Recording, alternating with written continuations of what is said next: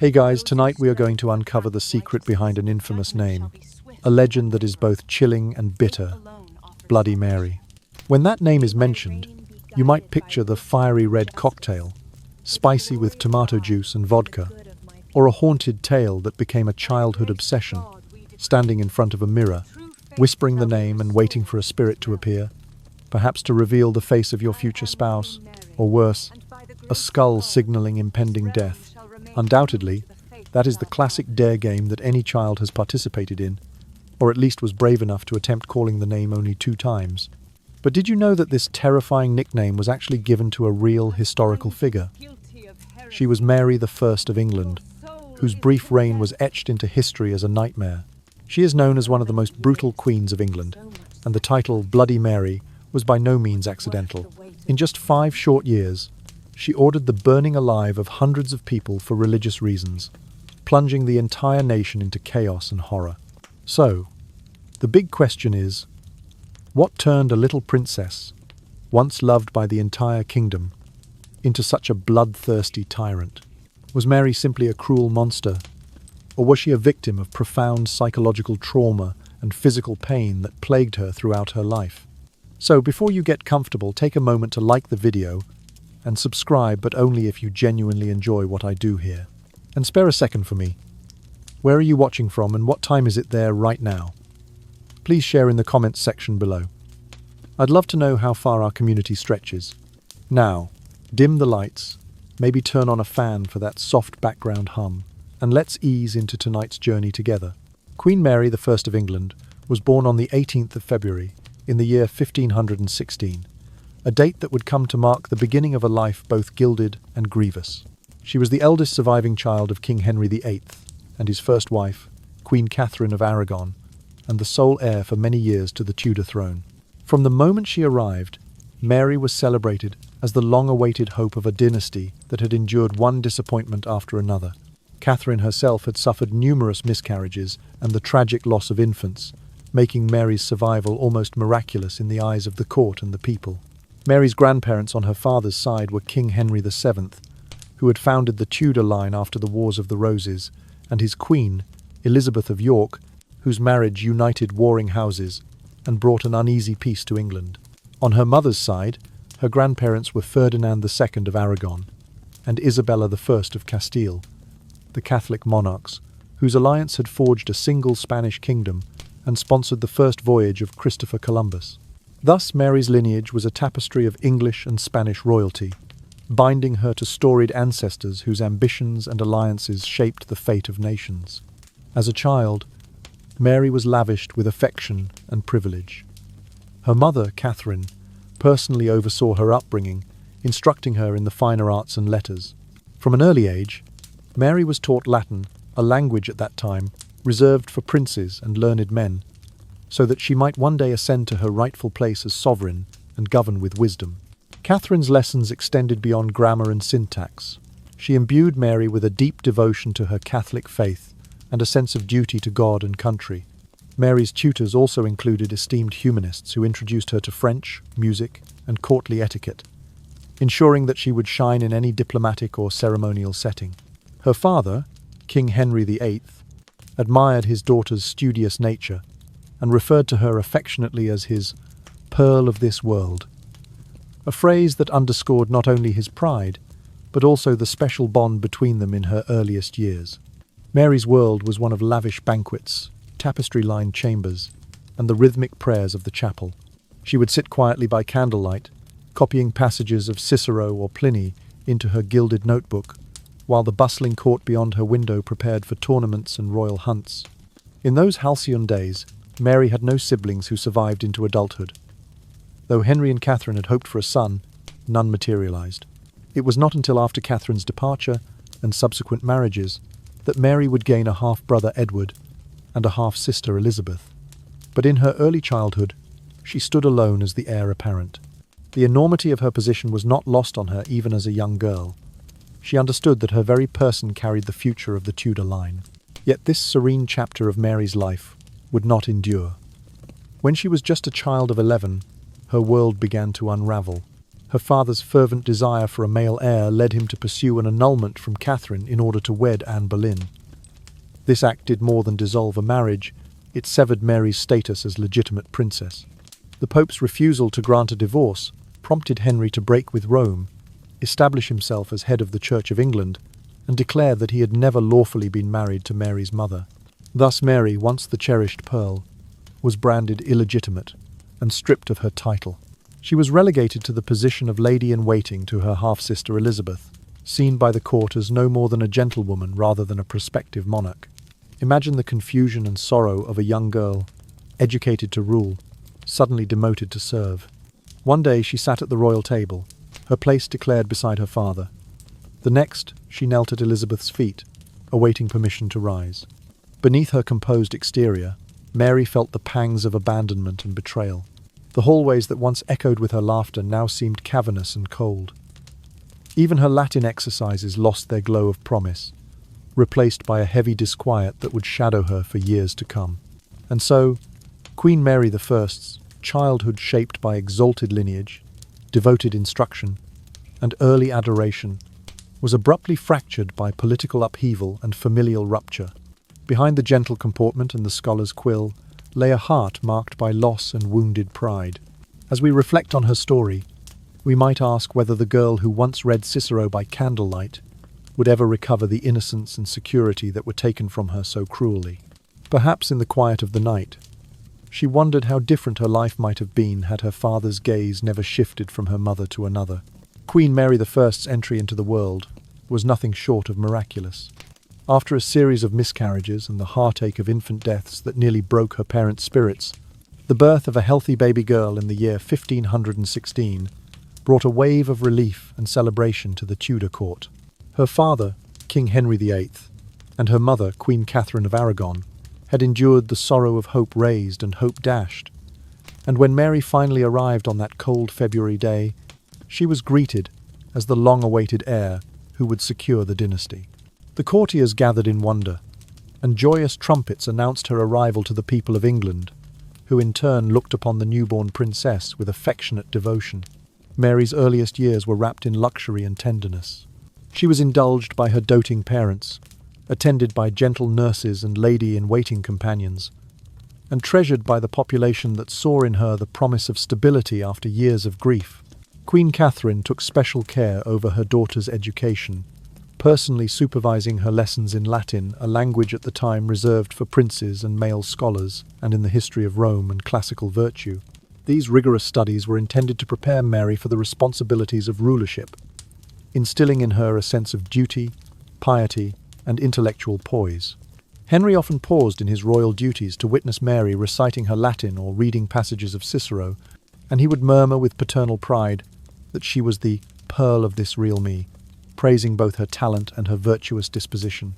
Yet beneath this gilded surface lay immense pressures. In an era when male succession was paramount, the birth of a daughter, however celebrated, did not quell the king's yearning for a son. As Mary reached the age of 3, Henry's public lamentations for a Tudor prince grew more insistent. He viewed a male heir as the linchpin of dynastic security, essential to cementing Tudor authority and forestalling claims from rival houses. Mary, though the cherished child she was, understood even in early childhood that her very existence became entrapped in the machinery of power. Every smile she bestowed, every tear she shed, was interpreted for its political significance. When Henry began pressing for an annulment from Catherine in order to wed Anne Boleyn, Mary's fate was entwined once more in high-stakes politics. She was the living testament to the original marriage. To dissolve it was, in effect, to refute her legitimacy. The courts and the church were called upon to adjudicate a question that would determine Mary's place in the world. Under these weighty circumstances, the child princess found herself at the centre of a tempest she could neither comprehend nor control. Her status teetered as legal proclamations and theological debates swirled around her. In one moment she was the heiress apparent, in the next she was declared no more than a gentlewoman, awaiting her eventual removal from the line of succession. As Mary entered her teenage years, the promise of marriage and alliance became a commodity to be bartered among European courts. Negotiations for her betrothal to the son of the King of Navarre were discussed in hushed council meetings, only to dissolve when political winds shifted. Further proposals surfaced: princes of France, dukes of Savoy, and each time Mary's hopes of a happy personal life flickered, then faded. She witnessed her own name used as a bargaining chip, her future decided in marble halls and council chambers without concern for her own desires. With each failed negotiation, she felt herself shrinking beneath the glare of courtly expectation. Alongside these emotional disappointments, Mary endured searing physical pain. Modern scholars suspect that she suffered from endometriosis, a condition marked by the growth of uterine tissue beyond its natural boundaries, leading to agonizing cramps and debilitating fatigue each month. Royal physicians of the day referred to her affliction as the old disease, or her frequent trouble, offering potions and poultices that brought little relief. Mary's countenance often betrayed her inner anguish. She would press a hand to her abdomen, wince, and withdraw to secluded chambers, leaving courtiers to whisper about her pallor and waning strength. The pain was relentless, a tremor beneath every regal breath, compounding her sense of isolation and fueling a growing self-doubt. Caught between her role as a symbol of Catholic devotion and her yearning for a stable family life, Mary's character hardened. She prayed fervently in the chapel, seeking solace in ritual, yet her eyes betrayed a fierce longing for the comfort of kinship she once enjoyed. The arrival of Anne Boleyn in her father's affections felt like a fresh betrayal. Mary watched as Catherine, her beloved mother, was cast aside, the royal household reconfigured around a new queen. In that moment, the echoes of her own heartache reverberated through the ornate corridors of court, reminding Mary that power could be as cruel as it was grand. Thus unfolded the paradox of Mary's viceroyal life, surrounded by splendor, yet wounded by disappointment, educated for sovereignty, yet denied the respect it demanded, cherished as a child, yet diminished by politics. Her early years, though bathed in privilege, were shadowed by an unrelenting struggle. For beneath the velvet gowns and golden tokens lay a princess forced to reconcile the promise of her birth with the sharp realities of a world that prized sons over daughters, alliances over affection, and ambition over empathy. And in that quiet, aching journey, Mary the princess found the seeds of the resolve that would one day define her reign. In the year 1527, a quiet tremor began to ripple through the court of King Henry VIII, one that would shatter the world of his elder daughter Mary. Henry's fascination with Anne Boleyn, the ambitious daughter of a French noble family, grew into an all-consuming passion. He petitioned Pope Clement VIII to annul his marriage to Queen Catherine of Aragon, arguing that their union had been invalid from the start. When Rome refused to grant the divorce, Henry made a decision of earth-shaking import. He broke England's ties with the Roman Catholic Church and declared himself supreme head of the Church of England. Centuries of religious tradition fell away overnight, and the laws and rituals that had bound England to the papacy were cast aside in a single stroke of royal authority. For Mary, raised in her mother's devout Catholic faith, this rupture was nothing less than a cataclysm. Overnight, her world tilted on its axis. The woman she revered, Catherine of Aragon, was sent away to reside in isolated comfort at Kimbolton Castle, far from courtly life and political events. Mary herself was stripped of her title as princess and demoted to serve as a lady-in-waiting to her younger half-sister, Elizabeth. The girl, who had once been groomed as heir to the throne, was now tasked with attending the very child who had supplanted her. As these seismic changes unfolded, Mary's body betrayed her with agonizing monthly pain, a condition modern medicine would recognize as endometriosis. Each cycle brought fierce uterine cramps, so severe that she often collapsed to her knees, clutching her abdomen, while court physicians prescribed herbal concoctions that provided little relief. The combination of excruciating physical suffering and the shame of her public humiliation carved deep fissures in her spirit. In the spring of 1531, as Mary watched her mother's rights stripped away and Anne Boleyn ascend to the status of queen, her symptoms reached a crescendo. Hormonal fluctuations plunged her into bouts of profound melancholy, and the relentless pain fueled a growing sense of hopelessness. Emotionally shattered and physically tormented, Mary harbored a fierce envy toward Elizabeth, whose prospects soared alongside Anne's rise. Elizabeth was adorned with silken gowns, courted by nobles, and destined, so it seemed, to inherit the crown. Mary, in contrast, wore plain attire and carried the stigma of illegitimacy. Each act of courtesy shown to her half-sister felt like a dagger to her heart. Anger and humiliation fermented within her, giving rise to whispered fantasies of retribution. She brooded on the injustices she had suffered, the loss of her mother's companionship, the revocation of her birthright, and the scorn she endured from those who once celebrated her. Her relationship with her father, too, was irrevocably altered. Where Henry had once bent down to kiss her brow and call her "my dearest daughter," he now treated her as a political problem to be managed. His affection was overshadowed by the pursuit of a male heir, and he measured Mary's worth solely by her usefulness in the quest for dynastic legitimacy. In Henry's view, Mary was an inconvenient reminder of a past he wished to erase. The warmth of paternal devotion gave way to icy calculations, and Mary found herself marooned in a court that revered power above all else. Despite her precarious position, Mary became a rallying point for those loyal to the old faith. In private chapels and hidden households, Catholic sympathizers whispered their support for the deposed princess. To them, Mary embodied the continuity of England's ancient church. Her suffering under the new order lent her an almost saintly aura. Yet this very association placed her life in jeopardy. Under the Treasons Act, refusal to recognize the king's supremacy over the church was tantamount to treason against the realm. Mary risked arrest, imprisonment, or even execution if she openly defied her father's religious settlement. Thus, Mary's ordeal was not merely a personal tragedy, but a vivid illustration of the clash between political power and individual conscience.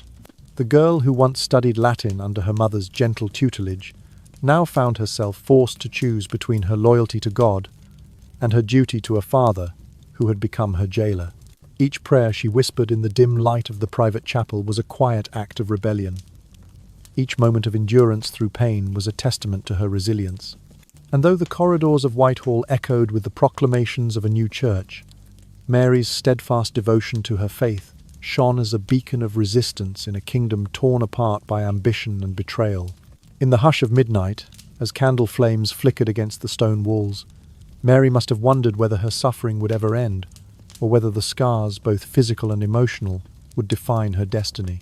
It was in this crucible of anguish and defiance that the future Bloody Mary began to take shape, a queen forged by pain and steeled by conviction, destined to reclaim her place on the turbulent stage of history. After the death of Queen Catherine, in the year 1536, Mary found herself plunged into the depths of despair. The loss of the only mother she had ever known left her heartache so profound that she sometimes contemplated fleeing the English court altogether and seeking refuge in the land of her mother's birth, Spain. Yet fate would not allow her to vanish into exile. In the same year, Anne Boleyn met her own tragic end upon the scaffold, and Mary dared to hope that perhaps her father, King Henry VIII, might take pity and restore her place at court. With trembling hands, she penned a heartfelt letter to the king, beseeching him to reinstate her title and to renew the affection that once bound them. The reply that arrived was cold and unyielding. Henry VIII demanded that Mary sign a formal declaration, acknowledging her own illegitimacy and affirming that his marriage to Catherine had been null from its inception. Failure to comply would be treated as treason against the crown, punishable by death. Faced with this cruel ultimatum, life under an ignominious title, or death by the executioner's axe, Mary chose survival. She affixed her signature to the parchment, a deed that weighed heavily upon her conscience. Though she was thereafter restored to the rank of princess, she carried within her a deep and lasting shame for having borne false witness against her mother's memory and surrendered her honor to save her life. In the decade that followed, Mary lived in a cautious peace. Despite her renewed status, King Henry VIII showed no eagerness to arrange a marriage for his eldest daughter, preoccupied as he was with securing a male heir. The princess remained unwed while the king's attention turned elsewhere. Then, in the year 1547, Henry VIII passed away. His son, Edward VI, ascended the throne at the tender age of 9. Guided by Protestant advisers and steeped in the new doctrines of the Church of England, Edward's government viewed Mary's steadfast Catholic faith as heretical. To the new regime, Mary was not a daughter to be cherished, but a dissident whose religious convictions threatened the fragile settlement her father had forged. Those years were bitter for Mary. She endured the relentless anguish of her monthly suffering, now understood as endometriosis, while her spirit wrestled with the memory of old wounds. Physical torment intertwined with emotional scars. Humiliation from her forced confession, abandonment by a father who once adored her, and the memory of her mother's exile. Yet from this crucible of pain emerged a fierce resolve. The princess, who had once been a timid child, transformed into a woman of iron will, determined to reclaim her birthright and to restore the ancient faith she held dear. The resentment and betrayal that had shadowed her youth crystallized into a singular purpose: vengeance against those who had wronged her and the Protestant authorities who had usurped her inheritance. Thus the foundations of her future rule were laid not upon mercy or compromise, but upon a relentless drive for retribution and religious revival. Mary's years of suffering and ostracism had taught her that power without conviction was fragile. In her private exile within her own realm, she vowed that when the hour came, she would wield authority mercilessly in defense of her beliefs. The tender princess who once craved her father's love was gone, replaced by a determined sovereign whose forthcoming reign would be marked by a severity shaped in the fires of personal anguish. And so, in the lingering twilight of Edward VI's brief reign, the stage was set for Mary's emergence as the queen who would unapologetically pursue both her crown and her creed. In July of 1553, the young King Edward VI breathed his last at the tender age of 15, leaving behind an unfinished wish to pass the crown to his elder half-sister Mary. Almost at once, Edward's councillors proclaimed Lady Jane Grey, his cousin, and the granddaughter of Mary's aunt, Mary Tudor, as sovereign. Yet popular sentiment rallied swiftly to Mary's banner. In cities and villages across the realm, people rose in her support, repudiating Jane's brief claim. Within days, Mary, then 37 years old, was hailed by cheering crowds as the rightful queen. A grand procession carried her into London amid fluttering banners and the joyous peal of cathedral bells. The pageantry of Mary's coronation could not fully mask the burden she bore. Behind her composed smile lay 2 decades of bitterness and suffering. As she stepped into Westminster Hall, she was not merely a triumphant monarch, but a woman forged in the crucible of personal agony and political exile. Her mission was clear and unflinching: to restore Catholicism as the true faith of England, and to eradicate the heresy of Protestantism that had taken root under her brother's reign. Within weeks, Mary's government enacted laws branding the propagation of Protestant doctrine as treason. Special commissions were established to identify dissenters, and tribunals known as heresy hearings commenced across dioceses. The condemned were handed over to secular authorities for punishment by fire. Historical records speak of over 300 victims consigned to the pyre during Mary's 5-year reign. Among the most notable was Thomas Cranmer, the former Archbishop of Canterbury, who had once affixed his signature to Henry VIII's religious reforms. Under duress, Cranmer wrote a public recantation of his Protestant beliefs, only to renounce that recantation at the stake, an act that, according to chroniclers, cost him his right hand first, before the flames consumed him. Mary's policy of prosecute, try and burn admitted no exceptions. Even pregnant women were not spared. Contemporary accounts describe the horrors of the otomies: tall wooden stakes driven deep into the ground, logs piled high around trembling figures bound in ropes. When torches were thrust into place, the air shimmered with heat, and thick columnar smoke billowed into the sky. The agonized screams of those engulfed in flame echoed off church walls and market squares alike. These spectacles were intended to deter others from straying into what Mary considered a spiritual abyss. To Mary, these acts were not cruelty for its own sake, but a solemn duty to cleanse England's soul. She believed she was atoning for past wrongs, the betrayal of her mother, the forced renunciations of her faith, and defending her people from the eternal peril of heresy. Each burning, in her eyes, was a sacrificial offering to God and a safeguard for the kingdom's salvation. Yet, as the fires crackled, the iron conviction that fueled Mary's zeal hardened into fanaticism. Mercy and compassion, once lauded as Christian virtues, were subordinated to doctrinal purity. The reign of Bloody Mary, as her victims and posterity would come to call it, thus stands as both testament and warning. The fires she ignited consumed not only bodies, but the very fabric of religious tolerance. Though her aim was to unite England under the old faith, she instead deepened divisions and left a legacy of fear. Within the ashes of her pyres lay the tragic proof that unhealed wounds, be they personal or communal, can transform the most devout convictions into instruments of violence. And so, the pyroclastic chapter of Mary's rule flickered and died with her own passing, leaving future generations to ponder the perilous intersection of power, pain, and piety. In the hush that followed the final tolling of her death knell, England emerged chastened, mindful of the embered lessons forged in those dreadful flames.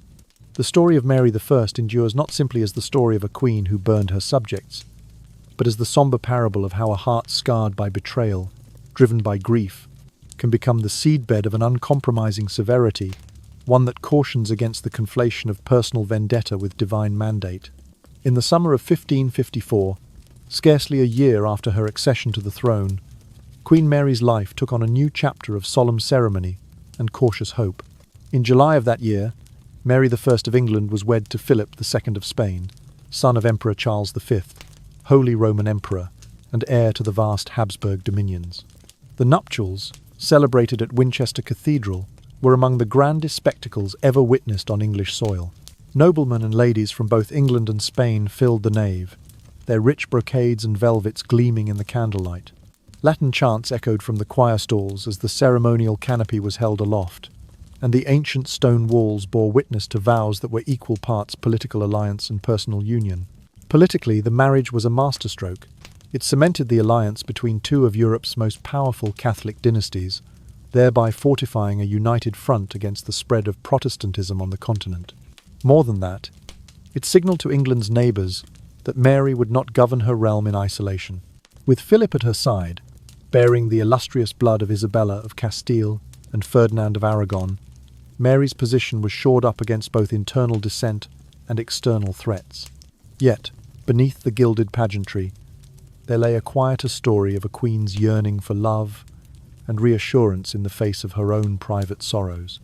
Mary threw herself wholly into her new role as wife and partner. Her surviving correspondence speaks of an ardent devotion to Philip. She signed her letters with words such as, "Your most humble and devoted wife," and likened herself to a supplicant before a beloved sovereign. Contemporary chroniclers noted that Mary appeared to worship her Spanish consort, offering him unwavering loyalty and affection. However, the historical record is remarkably silent on Philip's own feelings.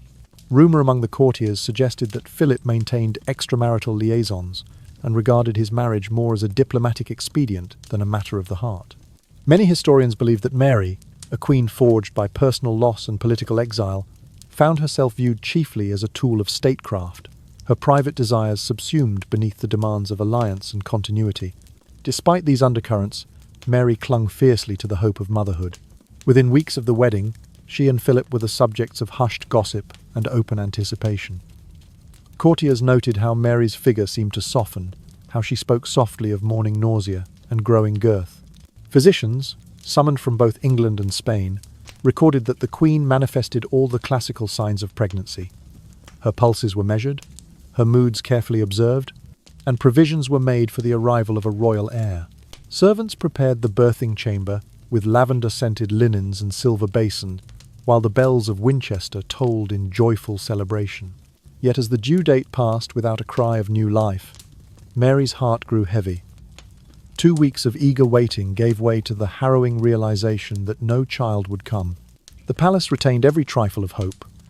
Midwives kept their vigil at Mary's bedside, prayers were offered in every chapel, and the people of London paused in their daily tasks to await the birth of a king. But when the fortnight faded into silence, the Queen's private anguish became impossible to conceal. Among whispered conversations in the corridors arose speculation of phantom pregnancy, the mysterious phenomenon whereby intense longing for a child triggers real physical symptoms. Lady Jane Dormer, a lady-in-waiting close to Mary, later recorded that the Queen insisted still that she felt the little one stir, even as her midriff remained deceptively flat. In total, Mary endured this cruel illusion twice.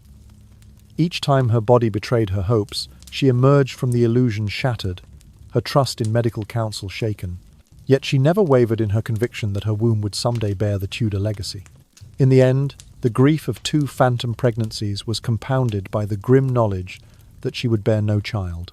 The Queen, who had once dreamed of cradling a prince, now faced her years advancing without an heir to wear her crown. Her marriage to Philip, while splendid in ceremony and potent in politics, had brought her no personal solace. She had surrendered her youth and privacy to the service of dynastic ambition, only to discover that even the most carefully arranged union could not erase the spectre of loneliness. Mary's zealous persecution of Protestant heresy, those grim burnings for which she would forever be dubbed Bloody Mary, took on a new dimension in this light. Modern historians suggest that her severity sprang not only from religious conviction, but also from a profound desire to affirm her worth as queen and wife. In extinguishing the flames of dissent, she sought to solidify the edifice of Tudor power, as if each immolation might somehow fill the void left by her own barren womb. The Habsburg marriage, rather than delivering the comfort she had yearned for, delivered another layer of tragedy upon the embers of her broken dreams. Thus did Queen Mary I, the devout daughter of Henry VIII and Catherine of Aragon, become bound to her Spanish consort in love and alliance, yet remain forever apart in purpose and passion. A marriage wrought to heal dynastic wounds instead deepened her personal grief, leaving her to reconcile the splendor of statecraft with the sorrow of a queen without a child. In that tension lay the quiet torment of a sovereign, one who wielded power over life and death, yet could not command the miracle of new life for herself. After her marriage to Philip II, Mary devoted her every waking thought to the hope of bearing a child who would carry on the Tudor line and soothe the ache of loss that had shadowed her life. In the weeks following the grand nuptials, subtle signs appeared. A queasy nausea in the mornings, a gentle roundness to her abdomen, and a gradual increase in weight that transformed her silhouette. Word of the Queen's pregnancy swept through the corridors of power, and the court at Westminster stirred into a flurry of preparation. Midwives and royal physicians conferred in hushed tones, while the cushions and silken sheets of the birthing chamber were laid out with meticulous care. Messengers were dispatched to courts across Europe, bearing ornate letters announcing the imminent arrival of a royal heir. Bells at street. Margaret's in Folkestone pealed in celebration, and gowns of pale blue and white fluttered in the summer breeze as noble ladies exchanged excited whispers. Yet as days turned into weeks, and weeks into months, the longed-for birth did not come. Mary clung to every sensation. Was that a tiny flutter beneath her hand? Why did a fleeting cramp bring such profound hope? Courtiers looked on with sympathetic eyes, though behind their polite smiles they murmured of phantom pregnancy, a mysterious occurrence by which a woman's deepest desire might trick her body into mimicking the signs of childbearing. In Mary's case, the phenomenon revealed itself in earnest. Her breasts swelled and became tender, her waistline softened. Sometimes she claimed to feel a gentle movement within, as though a tiny life stirred in her womb. Physicians of the day, unfamiliar with the true nature of her condition, recorded that she seemed pregnant, yet remained eerily cold and static in the core of her being. Twice did Mary endure this cruel illusion, each cycle spanning several agonizing months. In the first instance, the court buzzed with anticipation. Tapestries depicting the Madonna and Child were displayed in the chapel, and prayers of thanksgiving were prepared in advance. When no cries of a newborn echoed through the palace, disappointment shattered the collective hope, and the Queen retreated behind heavy curtains, her cheeks hollow with sorrow. After a brief recovery, the symptoms re-emerged, as though fate itself had given her a second chance before snatching it away once more. Throughout these periods, Mary endured relentless backaches and waves of melancholy symptoms that modern scholars believe stemmed from endometriosis compounded by emotional trauma. Her attendants spoke of her growing pallor. The once radiant queen now appeared gaunt and burdened. Fine lines crept around her eyes, and her hair, once lustrous, lost its sheen, turning a dull, pale hue. Painkillers and herbal poultices offered scant respite, and though the royal physicians prescribed stronger remedies, none could abate the convulsive cramps or quell the storm of despair inside her. In those quiet moments, Mary must have felt the weight of every lost opportunity to fulfill her destiny as both queen and mother, to heal the rifts of her past through new life, to stand alongside Philip as a sovereign matriarch. At court, sympathies ran high but provided little comfort. Among the ladies of honour, whispers circulated, such tragedy for one who gave so much to the crown. The public too observed the Queen's frailty, and in the taverns of London, common folk recited verses lamenting Mary's plight. Yet Mary herself refused to yield to bitterness. She continued to attend Mass each dawn, offering prayers for a future generation to uphold the Catholic faith she treasured. Each Mass, each whispered Ave Maria, was an act of defiance against the silent verdict of her body. In her mind, the failure of motherhood took on a symbolic weight. If she could not be mother to a living child, she would be mother to a reborn church. Her zeal for rooting out heresy, leading to the tragic burnings that earned her the fearful name Bloody Mary, found its deepest justification in this emptiness. To Mary, no sacrifice was too great if it meant forging an immortal legacy of Catholic restoration. In the flames that danced atop her pyres, she saw the promise of spiritual renewal, as though each ember might kindle the faith she could not pass on through blood. Thus, the cruel irony endured. A queen who suffered phantom pregnancies, whose body deceived her longing heart, channeled her maternal instincts into a fierce guardianship of her faith. Her failure to bear an heir left a void she filled with unrelenting conviction, believing that by securing souls for God, she could transcend the barren chamber of her own womb. Though her personal hopes withered, Mary resolved that her spiritual offspring would outlive her, an eternal testament to a queen's capacity to transform private anguish into public decree. And so, in the hush that followed her greatest disappointments, Mary stood resolute at the crossroads of tragedy and purpose, determined that her reign would be remembered not only for its flames, but for the unquenchable flame of faith she sought to rekindle in the hearts of England. Queen Mary's inability to bear a child cast a long shadow over her relationship with her younger half-sister, Princess Elizabeth. Born of Anne Boleyn and Henry VIII, Elizabeth possessed at least two gifts Mary could never claim: youth and beauty. While Mary endured the pangs of chronic illness and the scars of personal tragedy, Elizabeth was tended with courtly favour, groomed from an early age for her own future reign. Mary watched as court ladies fawned over Elizabeth's clever wit and fair complexion, offering the princess silks trimmed in silver, minstrels to entertain her, and tutors skilled in languages and music. Each gesture, though intended as courtesy, pierced Mary's heart, reminding her of the life she had lost, the chance to be her father's cherished daughter unchallenged, the promise of lineage fulfilled through her own offspring. By the year 1558, Mary's health had declined significantly. Years of endometriosis had left her frail and in constant pain. Her face carried the pallor of one who has both suffered and aged beyond her years. Meanwhile, Parliament and the Council circulated the Succession Act of Henry VIII, which placed Elizabeth directly behind Mary in the line of succession. For a queen who had spent her entire life fighting to reclaim her rightful status, the thought that Elizabeth would one day supplant her was almost unbearable. Mary folded her pride into a silent fury, convinced that the child she once defended so fiercely now stood poised to inherit everything Mary had struggled to secure. Within the secluded chambers of her private apartments, Mary is said to have spoken ill of Elizabeth in whispered tones. Her ladies-in-waiting later recounted how the Queen would rail against her sister's opportune smile and faultless form, accusing Elizabeth wrongly of scheming to usurp the crown that was rightfully hers. In these moments, Mary's jealousy was not merely personal but existential.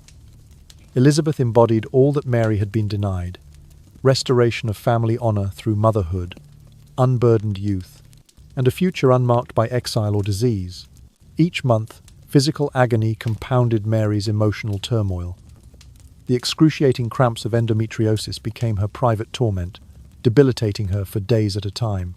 In an era before effective pain management, the Queen relied on potent opiates and herbal brews, drugs that dulled her senses but heightened her irritability. Courtiers observed her mood swings. One moment she would bless them with a regal nod, the next she would lash out in irritable fits, snapping at trusted confidants for imagined slights. Many wrote that her aging visage became full of furrowed lines, and that her once commanding voice trembled with both pain and rage. The cruel irony was that Elizabeth, whose earliest years Mary had spent shielding and nurturing, became the living emblem of Mary's failures. Elizabeth danced at court balls with eager suitors. Her laughter rang through the galleries, sweet and carefree. Mary, by contrast, seldom left her chambers, except to preside over matters of state, or to endure another day of legislative sessions condemning heresy. In the privacy of her chambers, she sometimes whispered into her pillow, lamenting that she would never know the warmth of a child beneath her arm, nor the pride of a queen mother whose lineage would outlive her own mortality. As Mary's end drew near, her bitterness reached its height. Chroniclers later recorded that, in her final days, Mary confessed she could not die in peace while Elizabeth gleamed on the horizon of her fate. "I will not rest," she is said to have murmured, "until I see the fruit of my seed and the Tudor line secure in my own flesh." Whether these words were spoken in delirium or in lucid defiance, they underscore Mary's enduring refusal to yield even unto death. In the twilight of her reign, Mary's solitude was absolute.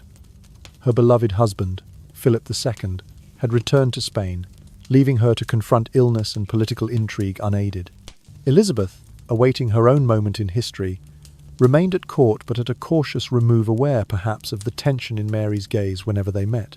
The corridors of Whitehall echoed with the hush of an unspoken rivalry, a quiet war of lineage and legitimacy.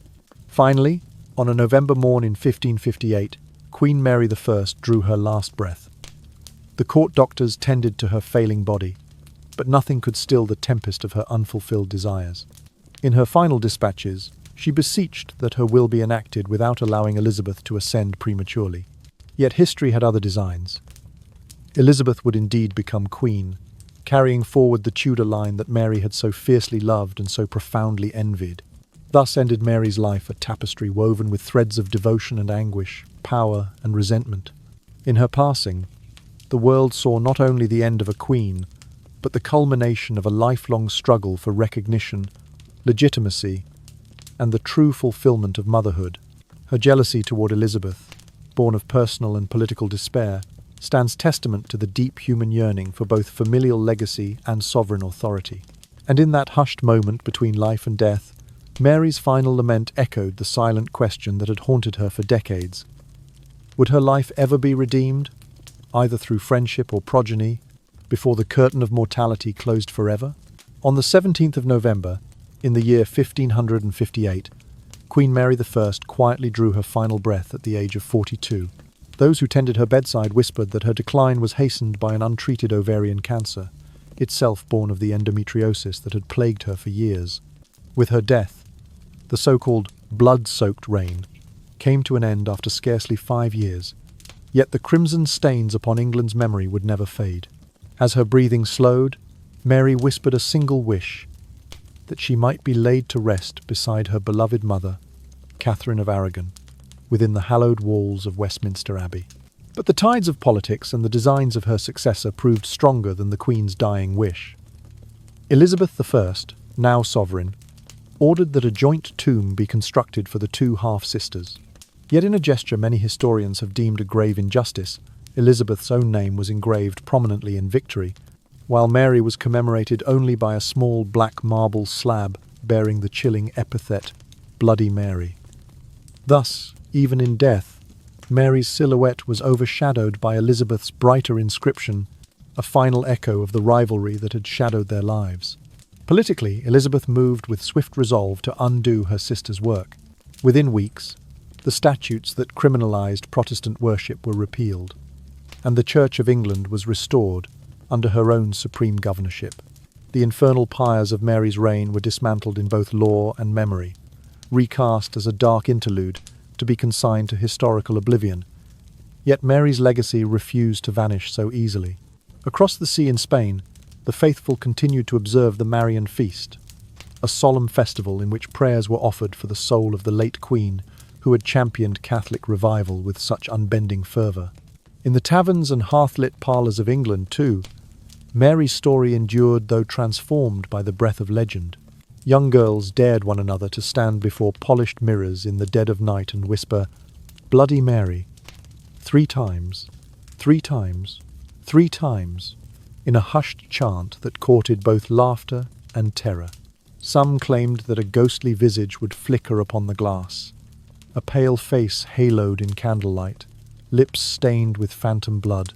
Thus the grim history of Mary's burnings became entwined with the macabre folklore of game and dare, each repetition of her name kindling a spectral remembrance of her reign's cruelty. In this way, Queen Mary's memory achieved an uneasy immortality. Her tomb at Westminster lay modest and slight, Yet her name resonated through the centuries in echoes of festival bells and whispered fright.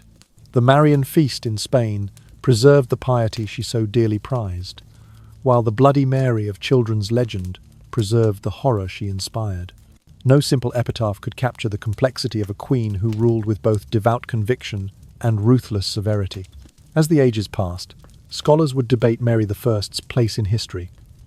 Was she a zealot consumed by personal torment, or a monarch compelled by duty to defend her faith? Yet for the crowds who recited her name before a looking-glass, these questions mattered less than the shiver of fear that tipped their voice and the whisper of flame they imagined behind the glass.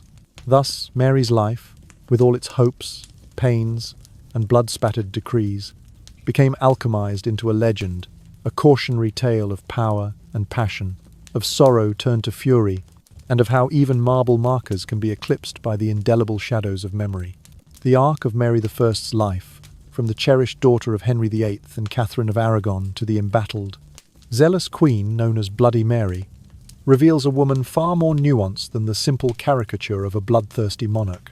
In her earliest years, Mary was the beloved princess, groomed for sovereignty by her mother's instruction in Latin and piety. Yet she endured the trauma of her parents' annulment, which stripped her of legitimacy and companionship. Her body became a battlefield of pain, as endometriosis inflicted relentless suffering that no herbal remedy could fully banish. She confronted the immense weight of political intrigue, first as a pawn in dynastic marriage negotiations, then as a potential rival to her half-sister. Each blow she suffered personal, medical, and political left indelible scars on her psyche. Yet alongside that portrait of vulnerability, Mary also emerges as a resolute and unwavering monarch. Once she ascended the throne, she made no secret of her objectives: to restore England to the Catholic fold, and to root out what she saw as heresy. Her decisions, exacting, severe, and unforgiving, were driven by an unshakable belief that she was both answering a divine mandate and protecting the Tudor legacy bequeathed by her mother and grandmother. That she proved willing to sacrifice mercy for orthodoxy, to sacrifice human compassion for religious uniformity, speaks to a mind steeled by decades of personal betrayal and loss. When reflecting on Mary's reign, one must grapple with the complex interplay of factors that shaped her rule. Was she truly a monster? A sovereign so consumed by religious fanaticism that she burned hundreds at the stake? Or was she, in essence, a tragic figure, a princess wronged by her father's relentless pursuit of a male heir, a woman tormented by untreatable illness and solitary exile, who at last seized power and wielded it in a bid to reclaim agency over her life and her faith? Her brutal methods may rightfully be condemned, yet they are inseparable from the profound pain she carried from childhood onwards. The furnace of trauma, like the fires of her heresy trials, shaped the contours of her compassion and her cruelty. Imagine a Mary who never faced endometriosis, whose body could have borne the children she so desperately desired. Would motherhood have tempered her harshness, offering her a legacy of love rather than one of flame? If Henry VIII had never repudiated Catherine, if Mary had remained secure in her legitimacy and her paternal affection, might her faith have guided her to diplomatic reconciliation instead of ruthless persecution? These what-ifs underscore the fragile intersection between personal circumstance and historical destiny. In many ways, Mary's ardor for the old religion was itself an expression of her unfulfilled yearnings. She sought in the resurrection of Catholicism a spiritual offspring to extend her influence beyond the grave, a surrogate for the sons and daughters she could not bear. Each public execution, though an atrocity to modern eyes, was a grim reaffirmation of her authority and a symbolic act of rebirth for the faith she championed. Yet in this pursuit, Mary sacrificed the compassionate virtues that might have rendered her reign more temperate and her memory more complex. As history unfurls its tapestry, Mary I stands not simply as the queen who sanjitured tongues in the name of piety, but as a woman whose soul was forged and fractured by forces beyond her control. She was both the prodigal daughter cast aside by her father and the unwavering matriarch determined to salvage her inheritance. Her story cautions us against viewing rulers in stark black or white, reminding us that power and pain often coexist in the hearts of those who bear the crown. In the end, Mary's legacy challenges us to ask, can the severity of her actions be disentangled from her suffering? Can we condemn the cruelty of her edicts without acknowledging the wounds that drove them? The history of Mary I invites no simple verdict. It demands that we hold in tension the image of the wronged princess and the relentless judge, the feeble sufferer and the indomitable queen. Only then can we approach a fuller understanding of Mary's place in the Chronicle of England, a testament to the human capacity for both devastation and devotion. Mary I's reign, often distilled in memory to the horrifying burnings of heresy, in fact, reshaped the very foundations of English society and religion in profound ways. Her restoration of Catholic authority meant more than the reinstitution of Mass and papal allegiance. It involved the systematic dismantling of Protestant structures that had taken root under her father and brother. The newly re-established Catholic hierarchy ordered the closure of Protestant seminaries and English-language universities that had flourished as centres of reforming thought. Reformist preachers were stripped of their pulpits, and itinerant ministers were driven into hiding or banished outright. In the northern counties and across the rugged terrain of the southwest, clandestine gatherings sprang up in barns and farmhouse parlours. There, congregants whispered prayers in English, read from smuggled Bibles, and shared psalms that echoed faintly against thatched rafters. These secret assemblies became acts of quiet defiance, forging tight-knit communities determined to preserve the doctrines Mary had deemed heretical. The lines between neighbour and informant blurred as mistrust seeped into daily life. Loyalty to faith sometimes outweighed loyalty to crown, fostering a perilous undercurrent of resistance. Within the halls of power, Mary compelled her officials to return to the Catholic fold. Chancellor upon chancellor, bishop upon bishop, were faced with the choice between conformity and disgrace. Some chose exile, carrying their reformist scholarship to the continent, where they enriched universities in Geneva, Strasbourg, and Wittenberg. This exodus of intellectual talent amounted to a brain drain that stunted England's scientific and philosophical advance. Physicians trained in the latest Galenic methods, publishers of Lutheran pamphlets, even architects versed in Protestant church design, all departed for more hospitable shores. The gap left behind slowed Mary's goals of a revitalized realm, as fewer minds remained to drive innovation in medicine, engineering, and the arts. Mary's lavish marriage to Philip II had already strained the royal coffers, and her government's campaign to restore Catholic ecclesiastical estates required substantial compensation to lords whose lands had been confiscated under previous regimes. To meet these demands, the Crown levied heavier taxes on both nobility and peasantry. Farmers in East Anglia and merchants in Bristol felt the weight of new duties on grain and wool, while the urban poor bristled under taxes on basic commodities. Mary's revived network of Catholic charities did provide relief to the indigent almshouses and soup kitchens reopened under church oversight. But these measures could not fully offset the burden shouldered by an already embattled populace. The psychological toll of witnessing public executions added another layer of social strain. At the heresy stakes, the crackling of flame and the smell of burning flesh were grimly familiar now, not only in London but at provincial towns like Lewes and Exeter. Even staunch Catholics recoiled at the spectacle, questioning whether the eradication of dissent justified the brutality of the methods used. Some noble families, once supporters of Mary's cause, began to distance themselves from her court, anticipating a more moderate successor. The initial tide of acclaim that greeted Mary's accession ebbed as horror at her measures took hold, leaving behind a kingdom fatigued by fear and sorrow. By the end of her reign, the fragile consensus that had united English Catholics in the aftermath of Protestant reforms had fractured. Many longed for stability rather than sectarian strife, paving the way for Elizabeth I's policy of religious compromise. Elizabeth's religious settlement of 1559, which proclaimed the monarch as supreme governor of the Church of England and allowed a measure of private Catholic worship, was in part a response to the excesses of Mary's dogmatic zeal. In sum, Mary I's brief but tumultuous rule offers a sobering lesson on the perils of fanaticism and monopolistic religious policy. Her intent to realign England with the traditions of Rome inaugurated a cascade of social and economic effects, from the silencing of reformist scholarship and the flight of intellectual capital to the deepening of sectarian divisions and the burdening of ordinary lives with harsh taxation. Though her reign aimed to restore unity under a single faith, its methods deepened rifts that would echo through the centuries.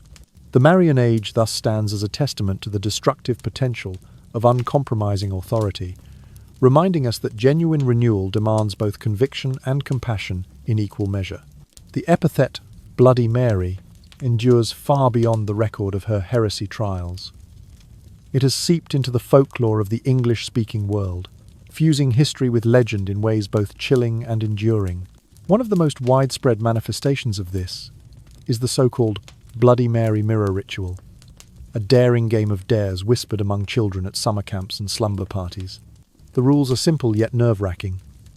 Stand before a darkened mirror, call out Bloody Mary 3, 13 or sometimes 33 times, and on the final utterance, a shadowy figure, Mary's ghost, will materialize in the glass, condemning the summoner for trifling with fate. In many accounts, this apparition appears clutching a torch or brandishing a torch-like flame, her eyes glowing a malevolent red, her visage scorched black as though she had risen from her own funeral pyre. The lore varies in detail. Some say she will whisper a dire prophecy. Others claim she will stretch out an ember, licked hand, to drag unsuspecting onlookers into the netherworld. Regardless of the version, the ritual endures as a staple of adolescent bravado, a test of courage that binds participants in shared terror and laughter. Beyond the whispered dare, Mary's spectral image has become a staple of horror cinema and teen-oriented supernatural dramas. Series such as Urban Legends have dedicated episodes to her haunting, weaving her story into modern urban myth.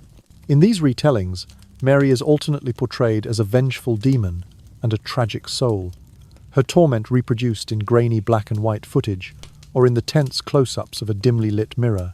Young adult novels and graphic novels have likewise adopted her as a character, exploring her dual nature. On the one hand, a wronged princess turned fanatic ruler. On the other, a victim denied love and legacy. Authors deploy her story to examine themes of power, betrayal, and the thin boundary between justice and cruelty.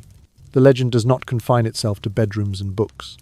Historic sites associated with Mary I Hampton Court Palace, where she spent her childhood, the cloisters of Westminster Abbey, where she hoped to be buried beside her mother, have become pilgrimage points for ghost seekers.